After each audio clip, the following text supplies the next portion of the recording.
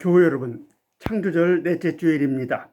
주님의 생명이 우리 모두에게 가득하시기를 기원합니다. 오늘 새 본문 중에서 봉독하려고 하는 요한복음서 5장 1절부터 9절의 말씀을 나누는 중에 봉독하도록 하겠습니다. 오늘 이 말씀은 분량은 많지 않지만 주석거리가 많이 있기 때문에 성경을 펼치고 성경을 세밀히 보시면서 함께 말씀을 나누어 갔으면 좋겠습니다. 이번 추석 명절 잘 쓰셨는지요? 예전처럼 일가 친척이 다 모이거나 자유롭게 왕래하지 못해서 조금은 아쉬움이 남는 명절이었을 것입니다. 이번 여름 대단했지요? 세계적인 기상이변으로 여러 나라에서 물폭탄이 떨어져서 큰 상처를 남겼습니다. 그래도 우리나라는 피해가 덜해서 다행이다 이렇게 생각을 합니다. 또한 이 무더운 여름 동안 자영업을 하시는 분들이 경제적으로 많이 어려웠습니다. 의료를 담당하시는 분들은 피로가 이만저만이 아니었습니다. 그러나 고통을 인내하고 헌신한 덕분에 코로나19 재난도 다른 나라들보다는 많이 덜한 상태라고 생각합니다. 이런 세계적인 재난 상황에서도 우리 대한민국의 경제가 가장 양호하다고 하는 국제평가기관이 발표한 기사도 읽은 적이 있습니다. 우리 모두 힘들기는 하지만은 이럴 때 조금 더 나누고 월세 좀 깎아주고 하는 아름다운 인간성이 발휘되기를 바랍니다. 그리고 감사하면서 이 결의가 예지를 모아 한층 도약하는 그런 계기가 되기를 바랍니다. 미련한 백성은 위기가 오면 몰락하지만은 지혜로운 백성에게는 위기가 언제나 성장과 성숙의 계기가 된 것을 우리는 역사를 통하여 잘 알고 있습니다. 이렇게 위기를 도약의 계기로 만들기 위해서는 우리들의 적극적인 노력과 활동이 필요합니다. 특히 우리 그리스도인들은 뜨겁게 기도하면 하나님이 다 해주신다. 우리는 그저 믿음으로 기도하고 기다리만 보자. 이런 생각을 많이 하시는데 그래서는 안 될 것입니다. 이런 믿음이 순박하기는 하지만은 반드시 성서적인 믿음이라고 할 수는 없습니다. 오늘 봉독한 말씀들을 비롯해서 성서 전체는 전능하신 하나님이 다 하신다, 전능하신 하나님이 다 이루신다 하는 것이 아니라 하나님은 그가 하도록 하신다, 하나님은 내가 하도록 하신다 하는 것을 전하고 있습니다. 성서를 적혀 있는 그대로 읽어보면 하나님은 근본적인 일은 직접 하시지만은 그 다음에는 하나님이 직접 다 하시지 않고 모두에게 위임하거나 맡기신다는 것을 알 수가 있습니다. 왜 전지전능하신 하나님이 자신이 모든 것을 다 직접 관장하고 처리해서 세상을 좋게 만드시지 않고 불완전한 피조물들과 우리 인간에게 맡겨서 세상을 오늘처럼 위태롭게 하시는지 그 이유는 저로서는 잘 알 수가 없습니다. 아무튼 그가 하도록 하신다, 그가 하도록 만드신다. 이것은 창세기 1장에 하나님의 창조에서부터 우리가 찾아볼 수가 있습니다. 하나님께서는 말씀으로 만물과 생명들을 하나하나 지으시고 지으신 것들에게 자기 대신 다스리거나 관장하거나 짓거나 하는 그런 일들을 맡기셨습니다. 큰 빛과 작은 빛을 지으시고는 이 빛들에게 땅을 비추고 밤과 낮을 다스리게 하셨습니다. 하나님은 땅을 지으시고는 땅에게 식물들과 생물들과 짐승들을 지으라고 하는 그런 사명을 주셨습니다. 하나님은 물을 갈라 창공이 드러나게 하시고 물이 생겨 생물들이 살게 되자 하나님은 물에게 생명들을 번성케 하라고 하는 그런 사명을 주셨습니다. 그리고 당신을 닮은 우리 사람을 지으시고는 당신을 대리해서 온 땅의 만물들을 다스리게 하셨습니다. 우리가 신조로 고백하지요. 전능하사 천지를 만드신 하나님을 믿사오며, 그러나 이 하나님은 자신의 전능을 자신이 다 쓰지 않으십니다. 그 전능을 생명들에게 나누어 주시고 생명들이 행사하게 하십니다. 곧 생명들이 생명의 일을 하도록, 다시 말하면 그가 그 일을 하도록 하셨습니다. 그러므로 하나님께서 생명들을 지으시며 주신 복인 번영과 충만함은 우리가 만들어야 하는 것이기도 하다는 것 기억해야 합니다. 바로 인간의 모든 정치와 경제, 교육 등 인간 삶의 제도와 이념과 그 실천들은 우리가 우리를 행복하도록 만들어가는, 본래적으로는 하나님을 대리하는 수단이라고 할 수가 있겠습니다. 우리의 신앙 공동체인 교회 삶도 그렇잖아요. 교회의 머리요 주축들은 우리 주 예수 그리스도이십니다. 교회는 성직자나 교인들이 아니라 그리스도가 직접 다스리십니다. 그러나 하나님으로부터 전 우주 생명의 주권을 부여받으신 우리 전능하신 그리스도께서 우리의 삶과 교회에서 일하시는 방식은 어떠하십니까? 그리스도는 자신의 영을 우리 안에 부어주셔서 우리가 그 영이 주신 은사들을 가지고 공동체의 유익과 선을 위하여 일하도록 하십니다. 그리고 그 은사들을 가지고 우리가 협력하여 주님의 몸인 교회를 이루고 복음을 전하고 하나님 나라를 건설하게 하십니다. 이런 의미에서 사실 교회의 제도, 성직, 성사 등은 근본에서 우리들이 그리스도의 능력을 가지고 주님의 일을 하는 그런 도구라고 할 수가 있습니다. 우리 그리스도 역시 자신이 아니라 그가 하도록 하라, 이렇게 역사하시는 분이십니다. 오늘 봉독한 요한복음서 5장 1절에서 9절의 말씀은 예수께서 38년이나 누워 지내는 한 병자를 고치시는 이야기예요. 이 이야기에서 우리는 그가 하도록 하시는, 곧 그가 자기 병에서 스스로 일어나게 하시는 주님의 사역을 깊이 있게 만나보게 합니다. 그리고 이 치유 이야기에서 우리는 하나님의 전능하심과 자애만이 아니라 우리의 신앙의 본질도 다시 한번 깨닫게 됩니다. 함께 성서를 읽고 나서 저와 함께 주의 깊게 살피면서 이야기를 나누시면 좋겠습니다. 그 뒤에 유대 사람의 명절이 되어서 예수께서 예루살렘으로 올라가셨다. 예루살렘에 있는 양의 문 곁에 히브리 말로 베드자다라는 못이 있는데 거기에는 주랑이 5 있었다. 이 주랑 안에는 많은 환자들, 곧 눈먼 사람들과 다리 저는 사람들과 중풍병자들이 누워 있었다. 그들은 물이 움직이기를 기다리고 있었다. 주님의 천사가 때때로 못에 내려와 물을 휘저어 놓는데 물이 움직인 뒤에 맨 먼저 들어가는 사람은 어떤 병이든지 낫기 때문이다.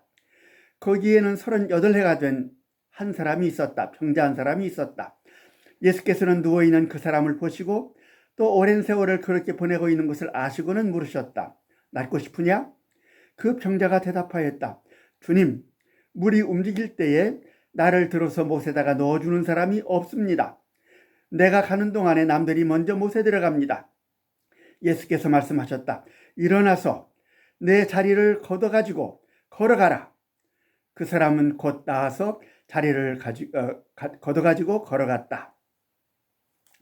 먼저 본문을 주의 깊게 읽으며 저는 다음과 같은 몇 가지 질문들을 찾아놨습니다. 그리고 몇 가지 느낌들을 갖게 되었습니다. 이 물음들과 느낌들을 마치 수사관이 하나하나 추적을 하듯이 밝혀가는 것이 오늘 말씀의 내용입니다. 한번 같이 묻고 함께 저와 느껴보겠습니다. 2절에 보시면 연못 이름을 베드자다라고 밝히고 있는데 베드자다의 뜻이 뭘까? 3절에 이 베드자다 연못의 주변 광경은 어떨까? 베드자다 연못에 어떤 광경이 펼쳐지고 있나? 또 3절인데 베드자다 연못가에 많은 환자들이 가지고 있는 공통점은 무엇인가? 4절, 베드자다 연못에서 일어나는 현상, 물이 움직일 때 한 사람만 먼저 들어가는 사람이 낫는다고 하는 이런 현상이 저는 오늘 마치 경쟁사회 같다 이런 느낌이 들었는데 그런 것. 그 다음에 5절, 왜 하필 38해가 된 병자를 예수께서 유독 관심하셨는가? 38년 하면서 숫자를 밝히고 있는데 이 38이라고 하는 숫자가 뜻하는 바가 뭔가? 그리고 6절에 보면 예수님은 그가 누워있는 것을 보시고 그가 오래된 병자인 것을 아시고 했는데 이 보시고와 아시고는 어떤 의미상의 차이가 있는가? 그 다음에 7절에 보면 예수께서 그에게 낫고 싶으냐 하고 물으시는데 왜 이 병자는 예라고 말하고 있지 않는가? 그 다음에 7절에 보면 왜 이 사람은 자기가 낫지 못한다고 생각하고 있을까? 8절에 예수님은 이 사람을 어떻게 낫게 하시고 있는가? 8절에 이건 느낌인데요. 아무튼 이 사람은 대단한 사람이다. 예수님의 명령에 그 즉시 응답했다고 하는 것. 그 다음에 3절과 6절에 보면 병자들은 누워 있었다 이렇게 되어 있습니다. 그런데 8절에 예수님의 일어나서라고 하는 말이 나와 있는데 누워 있다와 일어나서 이 두 말은 대조가 됩니다. 하나는 수동성, 하나는 능동성의 느낌이 듭니다. 이곳에서 38년 된 병자는 나았는데 그 옆에 다른 병자들은 어찌 되었을까? 이런 생각도 가져봤습니다. 하나하나 좀 생각해 볼까요? 먼저 이 치유 사건이 일어난 못의 이름은 베드자다. 개역성경에는 벳사다 이렇게 되어 있습니다. 이 이름 뜻은 물고기의 집 또는 물고기를 잡는 집이라는 뜻이에요. 또는 자비, 은혜의 집이라고 하는 뜻으로도 뜻도 있다고 합니다. 초기 그리스도인들에게 물고기는 주 예수 그리스도를 나타내는 상징이었어요. 물고기는 그리스어로 익수투스인데 이 단어는 마침 예수, 그리스도, 하나님의 아들, 구원자라고 하는 그리스어 말의 첫 글자를 모아놓은 것, 그것이 익수투스, 물고기입니다. 그래서 물고기는 초대 그리스도인들에게는 하나님의 아들 주 예수 그리스도를 뜻했습니다. 물고기의 집이든 물고기를 잡는 집이든 자비의 집이든 아무튼 그 이름 뜻대로라면 이 못은 생명이 충만한 것입니다. 자비가 충만한 것입니다. 사실 하나님이 지으시고 우리에게 살도록 주신 이 세상은 근본에서 베드자다 못과 같은 생명으로 가득한 곳이었어요. 그런데 그 이름 뜻과는 달리 이 생명의 못 주변에는 병자들로 득실득실합니다. 이곳에 많은 환자들은 이런 사람들이에요. 곧 눈먼 사람들과 다리 저는 사람들과 중풍병자들이라 이렇게 되어 있습니다. 여러분 이 병자들의 공통점을 한번 생각해 보세요. 눈 멀었어요. 다리를 못 움직여요. 중풍병자예요. 이 사람들의 공통점은 스스로 움직이기 힘들어서 누워있을 수밖에 없는 사람들이다. 모두가 누워있을 수밖에 없는 사람들이다. 이것이 이 병자들의 공통점입니다. 왜 누워있는 병자들로 이것이 가득할까? 생명의 못이라고 하는 이 베들자다에는 아주 이상한 신화가 지배하고 있습니다. 하나의 전설이 있어요. 주님의 천사가 때때로 못에 내려와서 물을 휘젓는데 이때 맨 먼저 못에 들어가는 사람은 그 사람만 무슨 병이든 낫는다고 하는 그런 전설이에요. 그런 신화예요. 여러분 이것이 과연 은총의 현상일까? 첫째 된 사람만 온전한 삶을 살게 되는 극심한 경쟁사회, 약육강식사회, 성공제일사회를 연상시키고 있습니다. 예나 지금이나 권력과 돈이 지배하는 사회는 늘 그런 거 아니에요? 성공하는 몇 사람이 있고 나머지는 다 도태가 돼요. 하나님의 도성이라고 하는 예루살렘도 이런 몹쓸 신화에 빠져서 그 안에서 죄인의 딱지가 붙은 수많은 장애인들과 가난한 이들이 절망 가운데 살고 있습니다. 그리고 이들은 이 신화에 사로잡혀서 너도 나도 이 연못에 먼저 들어가려고 밀치고 밀리며 발버둥을 치며 그렇게 살고 있어요. 그러다가 그게 안 되면 누워서 할 일 없이 수동적으로 그렇게 사는 것이죠. 이렇게 한 사람만 온전해지는 이런 곳에서는 패배자들이 생길 수밖에 없습니다. 아무리 애써도 못에 먼저 들어갈 수 없을 때 절망하여 포기하는 사람들이 많이 생깁니다. 바로 요한복음서는 이런 사람들을 누워있는 병자들로 형상화하고 있는 것입니다. 3절과 6절에 누워있다 하는 상태는 그 뒤에 8절 예수님이 하신 명령인 일어나서와는 정반대입니다. 누워있다고 하는 것은 무력감, 수동성, 의존성을 상징합니다. 더 깊숙하게 말하면 죽음의 상태를 의미하는 것이죠. 반대로 일어난다, 일어나서 하는 것은 의지감, 능동감, 주체성을 의미합니다. 그리고 일어나다라고 하는 동사는 그 복음서에서는 예수님의 부활을 뜻하는 그런 전문 용어예요. 거기에 38해가 된 병자가 있었습니다. 38해가 된 병자는 누워있는 모든 병자 중에서 제일 오래되고 가장 심각한 병자의 복이라는 뜻이에요. 38년이나 누워있으니 오직했겠어요? 동시에 38이라고 하는 숫자가 전하려는 분명한 뜻이 있습니다. 3은 부활의 숫자죠. 8은 초대 그리스도인들에게는 주님의 날을 뜻했습니다. 때문에 이 치유 이야기 뒤에는 안식일 논쟁으로 이어지고 있습니다. 유대인들의 안식일은 병을 고치거나 자리를 들고 움직일 수 없습니다. 아무 일도 할 수가 없어요. 그러나 그리스도인들에게 안식일 다음 날, 예수께서 죽은 지 4월 만에 부활하신 주님의 날은 생명의 날입니다. 그리스도인은 이날 생명을 살리고 풍성케 하는 그런 일을 합니다. 또 하나 38년이나 앓고 있다고 하는 이 병자에게서 저는 이런 느낌 받았어요. 참으로 지독해서 완벽하게 절망한 그 순간, 나로서는 전혀 희망이 없는 그 순간이야말로 구원이 시작되는, 하나님의 부활 생명이 시작되는 희망의 순간이라고 하는 것입니다. 그렇기 때문에 예수님은 가장 심각한 중풍병자인 그를 지켜보고 계신 것입니다. 예수님은 그에게서 무엇을 보시고 또 그에게서 무엇을 하셨을까? 6절에 있는 말이죠. 예수께서 보신 것은 누워있는 그 사람이에요. 그 사람이 누워있어. 그리고 예수님이 하신 것은 그가 이미 오랜 세월을 그렇게 보내고 있는 것입니다. 38년이나 누워만 있는 것입니다. 예수님이 보신 것은 누워있는 그의 상태이고 예수님이 하신 것은 그의 병 증세예요. 그는 38년이나 누워서 수동적으로 남에게 의존하고 있어요. 죽은 상태로 있어요. 이걸 하신 거예요. 예수께서 그에게 낫고 싶으냐 하고 물으셨습니다. 7절에서. 그런데 그 병자 대답이 엉뚱해요. 우리 같으면 네, 낫고 싶습니다. 네, 얼른 고쳐주세요. 그렇게 하지 않아요? 그런데 그는 네, 고쳐주십시오 하지 않고 자기가 낫지 못하는 이유만을 예수께 말해줍니다. 주님, 물이 움직일 때 나를 들어서 못에다가 넣어주는 사람이 없어요.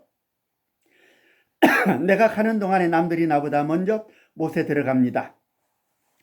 이 말은 그러니까 나를 고쳐주려거든 나를 맨 먼저 물에 넣어주십시오 하는 그런 간청과도 같은 말이라 이렇게 생각됩니다.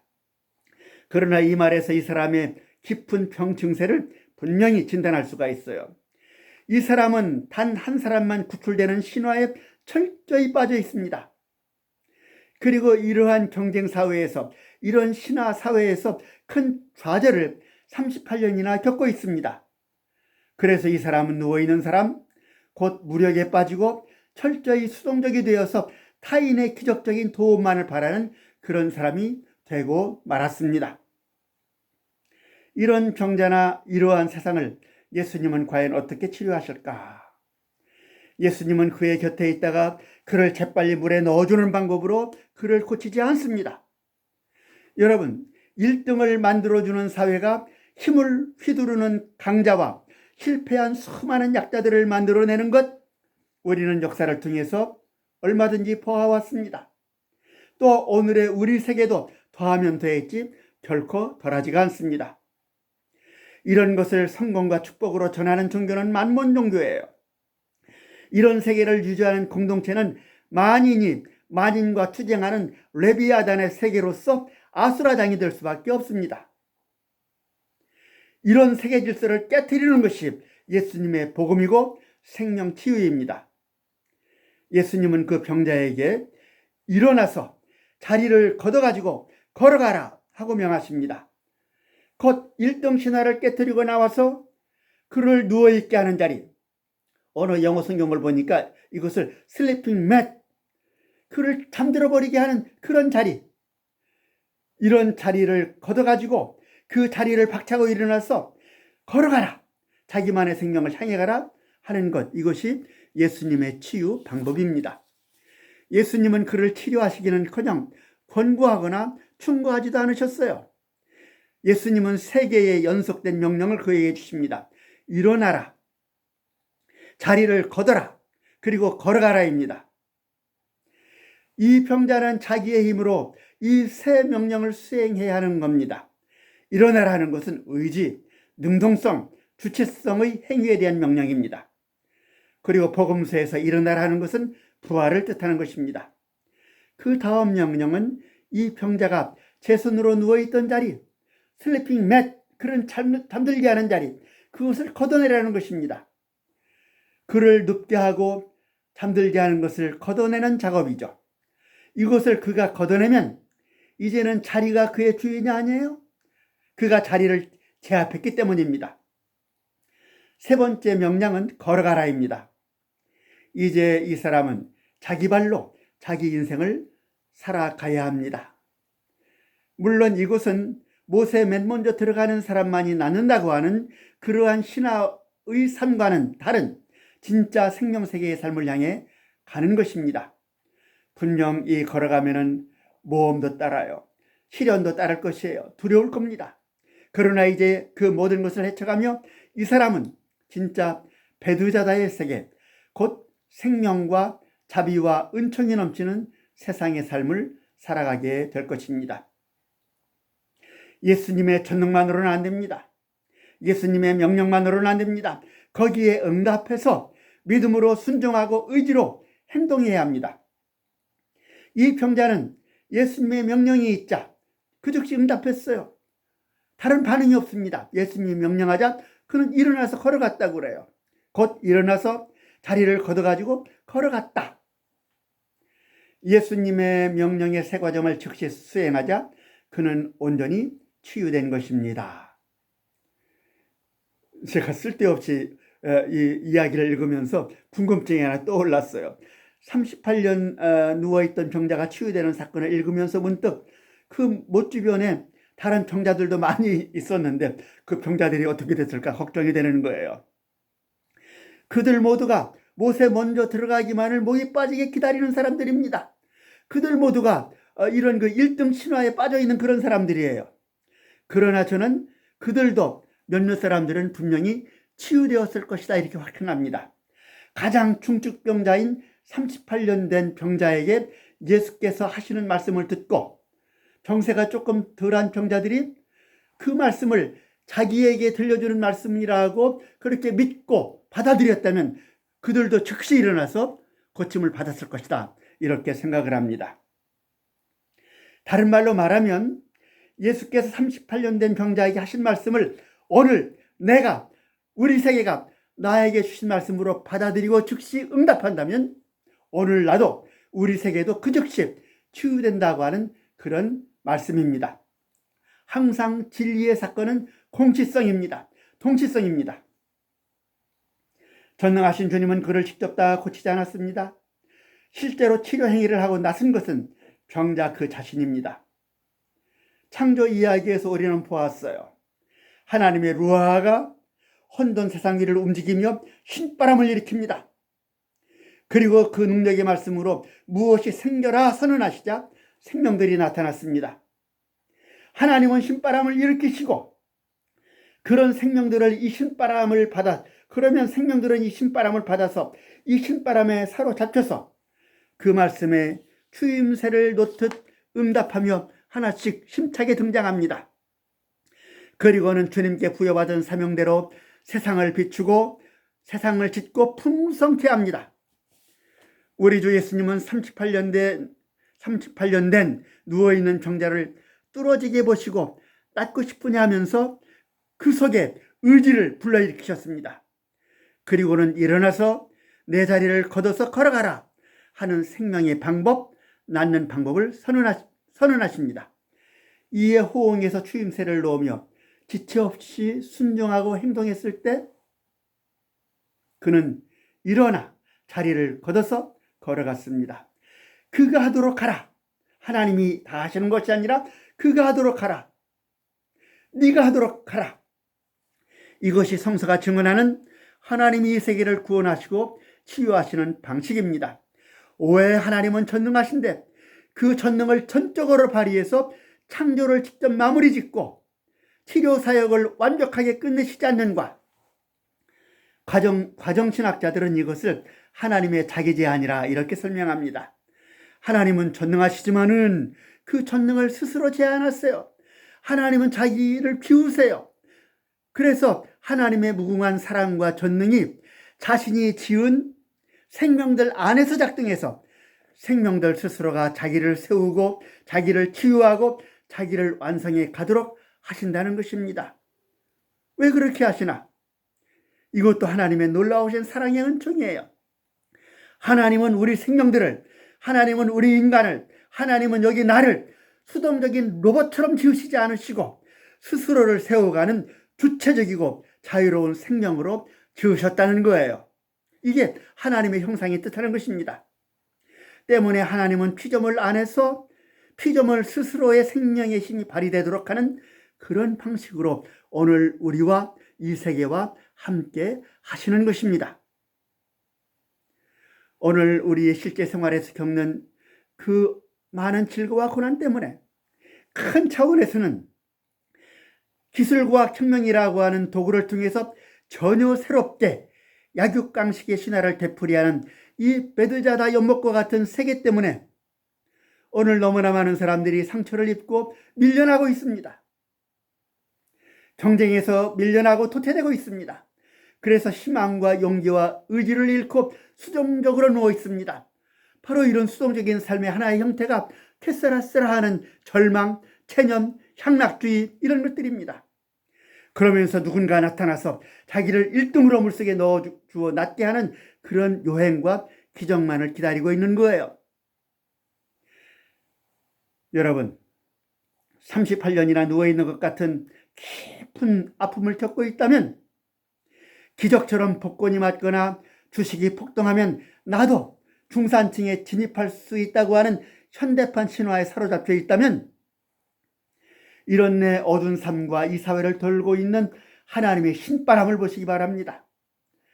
우리 주님은 모르는 채 지나치지 않고 내 곁에 다가오셔서 나를 뚫어지게 바라보시며 낫고 싶으냐 하고 물어보십니다. 이런 주님의 깊은 차애를 내 마음에 그려보고 담아보시기 바랍니다. 그리고 주께서 힘차게 어둠에서 나오너라, 누워있는 자리를 걷어가지고 일어나 걸어가라 하고 말씀으로 명령하시면 온 존재로 아멘 하고 응답하기를 바랍니다. 이때 이러한 치유가 2021년 창조절 우리 인생과 우리 세계 안에서도 곧바로 일어날 것이라고 저는 확신합니다.